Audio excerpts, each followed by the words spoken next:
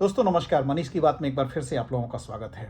जो लड़के बाहर पढ़ने जाते हैं ना, तो वो पढ़ाई तो करते हैं, लेकिन उसके साथ साथ वो पता नहीं उनको चलता है, जब लड़के लड़कियां एक साथ घूमते फिरते हैं तो कब रिलेशनशिप में आ जाते हैं। और उसके बाद जो सबसे ज़्यादा डिस्टर्बेंस उनके जीवन में होती है, जब कोई उनके साथ बिट्रेयल करता है, जब लड़की हो या लड़का हो एक दूसरे को चीट करते हैं। तो चलिए समझते हैं कि चीटिंग होती क्या है। हमें एक लड़के का मैसेज आया कि सर थोड़ा हम लोग परेशान हैं, मैं खास करके परेशान हूँ कि एक लड़की ने मेरे साथ चीट कर दिया, तो मैं कैसे उससे उभरूं और कैसे मैं उसको जान सकता हूं कि क्या मुझे करना है। तो मैं आज सोचा कि इसी पे एक वीडियो बना देता हूं। तो एक्चुअली पहले समझते हैं कि चीटिंग होती क्या है।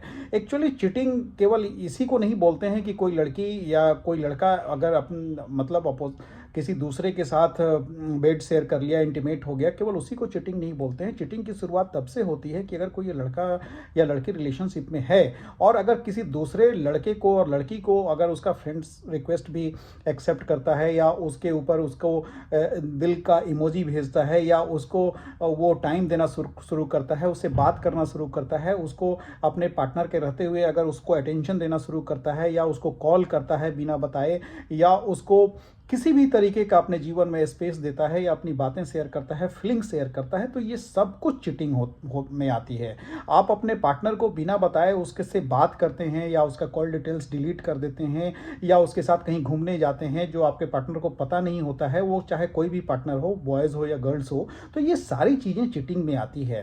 तो कभी भी अगर किसी को भी लगे कि अगर हमारा पार्टनर हमसे चीट कर रहा है, तो उसमें इमीडिएट कोई सेकंड थॉट नहीं होना चाहिए, क्योंकि आपको पता चल गया कि मेरा पार्टनर चीट किया है, तो once a cheater is a lifetime cheater. तो उसको कभी आपको सेकंड ऑप्शन नहीं देना है, क्योंकि आप जब चीटर के साथ रहोगे ना, तो आप जैसे उसको बताओगे कि आपने मुझे इस मौके पे चीट किया है, तो वो आपको बोलेगा, एक्सक्यूज देगा या सॉरी बोलेगा, लेकिन आगे से वो बहुत बेहतर तरीके से चीटिंग करना सीख जाएगा। और फिर आप उसको पता नहीं कर सकते कि वो लड़का या लड़की आपके साथ कैसे चीट कर रहा है, क्योंकि वो छुपाना जान जाएगा आपको। और सबसे बड़ा चीज होगा ना कि वो आपको परख लेगा कि इस काम के करने के बावजूद भी आप उसके साथ हैं, अपने मोरल को गिरा के हैं, अपने रेस्पेक्ट को गिरा के हैं, क्योंकि वो समझेगा कि ये मैं उनकी कमजोरी बन गई हूं या बन गया हूं, तो वो और ज्यादा चीटिंग करेगा। तो कभी भी अगर आपको लगे कि आपका पार्टनर आपके साथ चीट किया है, तो इमीडिएट करेक्शन कीजिए और उसका साथ छोड़ दीजिए, उसके सारे कॉन्टैक्ट्स डिलीट कर दीजिए। ऐसे बिहेव कीजिए कि शायद वो मेरे जिंदगी में था ही नहीं और थी ही नहीं।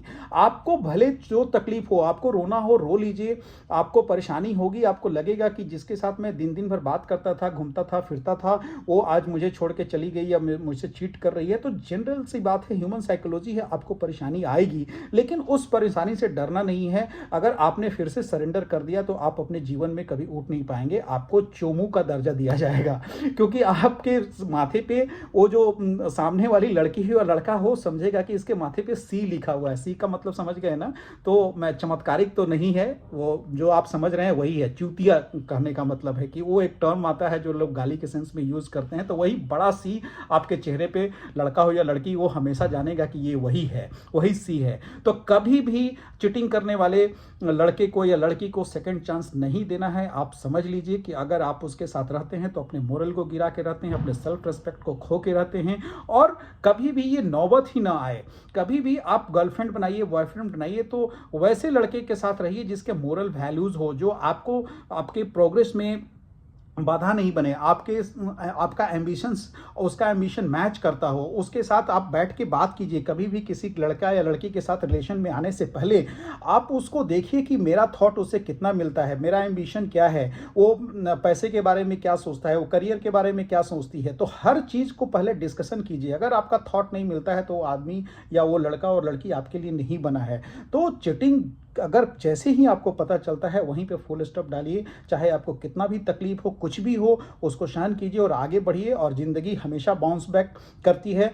किसी के जाने आने से ज़िंदगी खत्म नहीं होती है, ना उसको प्रभाव पड़ेगा ना आपको प्रभाव पड़ेगा। आप अपने करियर पे, अपने गोल पे फोकस कीजिए और आगे बढ़िए, क्योंकि अल्टीमेटली वही काम आएगा। आपकी जॉब, आपकी अर्निंग, आपकी फाइनेंशियल लाइफ वही काम आएगी, और कोई साथ नहीं देगा। तो चीटिंग पे बात कर रहे थे, जैसे ही कंफर्म हो जाए राम राम कह लीजिए, वो आपके लिए राम नाम सत्य हो गया, उसके लिए आप राम नाम सत्य हो गए। Thank you very much, love you all.